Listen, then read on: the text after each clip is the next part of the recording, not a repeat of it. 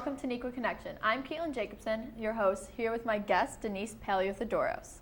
Thank you for coming, Denise. Thanks, everyone, for having me. Thank you, Kaitlyn. Denise is the executive director at Kaitlyn, which is one of the top public relations firms, which is headquartered here in Chicago. So the first important question I have for you is, what exactly is public relations? This is probably a really good place to start this conversation. There's a lot of definitions out there about public relations, but in my experience, public relations is the work of winning the hearts and minds of your audiences.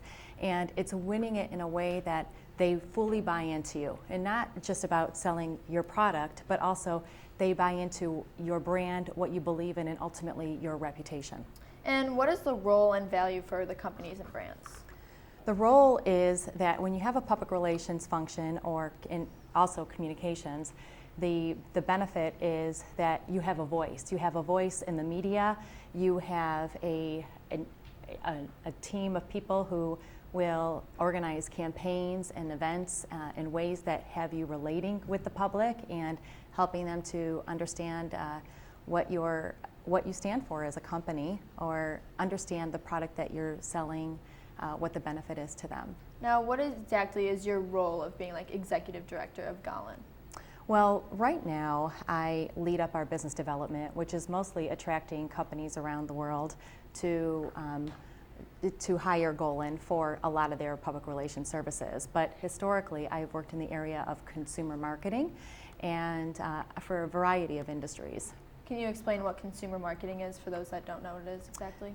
Yeah, so on behalf of a lot of business and companies, they're out there trying to market their products. It's mostly consumer packaged goods.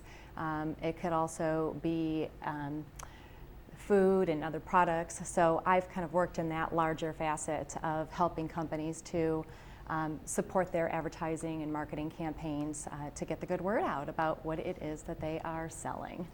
What are some of the qualities someone would have to be in this career of public relations and everything?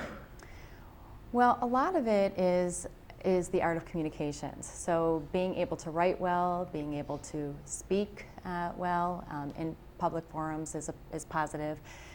Understanding speech writing is one facet. But the way public relations industry works now is that if you're interested in this area of working in an exciting environment where you're trying to create a good public image out there for a company, you can be an expert in the area of science and analytics. So math is a really important area that we're looking at. If you're research and kind of inquisitive, that's a really strong area. Creative is another kind of key area that we're looking at. If you are very creative and like to come up with really brilliant ideas, creativity is another big area. So it's really multifaceted today. So before, historically, when I first broke into the business, you had to know how to write and write well, and it's just broadened out much more since then. So since you started in public relations about 18 years ago, I remember you telling me, what has changed from the late 1990s to now in 2015? So different now because of social media. And when my first half of my career, when you're working on behalf of companies, you really had the opportunity to more control the news a little bit. So if you had something exciting in development and going on, you could completely control when that information would get out to the public. Or if you're facing some kind of an issue, you were able to kind of work through it and manage how you're going to go back and present it out to the media. Now, with social media, it's a 24/7 news cycle, and you don't own your story anymore. The public owns it. The person who experienced it owns it in that moment. And so now we live in an age of increasing transparency where we have to be really quick to respond to some of the news that leaks out there, the issues that leak out there, and do so in the most transparent of ways. So it's a bit more intense than it was back then when we did have some control and can work with media to release stories exclusively. Now it's completely changed. So social media can have a positive and negative impact on public relations. Can you explain what's positive about social media and what's negative about it? Absolutely. I love that question. What's so great about social media is that now companies have the power to engage with audiences and tell their own stories and understand and listen more than ever before. And I think social media has provided an excellent listening tool to really understand what's on the minds of people, because we've always used surveys as a tool to, learn what consumers are thinking, but not always are they transparent or clear about how they're feeling. So we get a real good read of how the public is feeling through social media. And that just allows companies to be more nimble and adapt some of their innovations a bit more to meet the needs of their customers.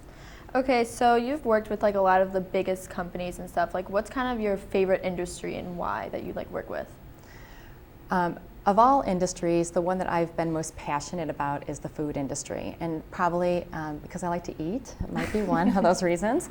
But also, food is just something that's a part of everybody's life every single day. It's also been it's a point of enjoyment. It's also a point of fulfillment, but also a lot of contention and controversy going on around it. And so it's multifaceted in that way. And I've worked in every area of the food industry. I've worked in the agricultural side with a lot of growers and producers of agricultural products, and working closely with farmers in citrus industry, avocados, lamb, peanuts. And they all have really unique stories to tell and very unique issues. I've also worked in the culinary space, working with a lot of chefs and helping them and getting their great culinary innovations out in the media, showing, for example, the wonderful ways in which you could prepare lamb, or how citrus can be used 100 different ways, and just really fun stuff there.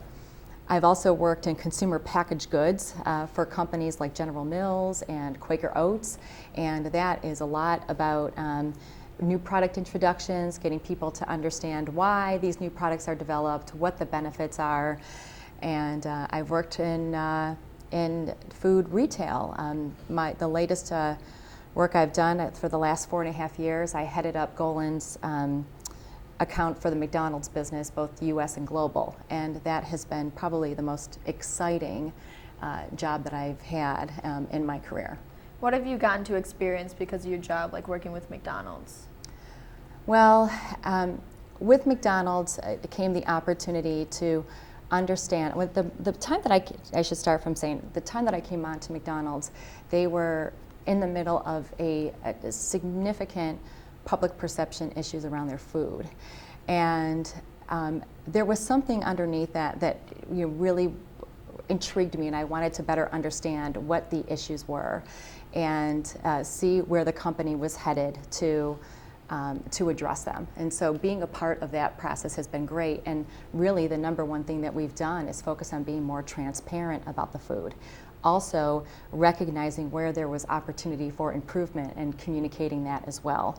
So that was one piece, but also McDonald's as a good community citizen and just doing well in communities. So the work with Ronald McDonald House Charities and how they've helped supported kids in their time of need in communities around the world was really a dare to me. And then in their global sponsorships, their support of sport and their sponsorship of the Olympics has been an incredible experience for me as well. I've also worked on the McDonald's All-American basketball game and their support of the World Cup. So you've been to the Olympics, correct?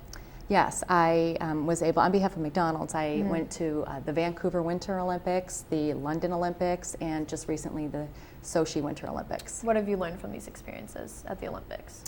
Well, the one thing that I've learned is, on behalf of McDonald's, the role that a big company can play to support the values of the sport.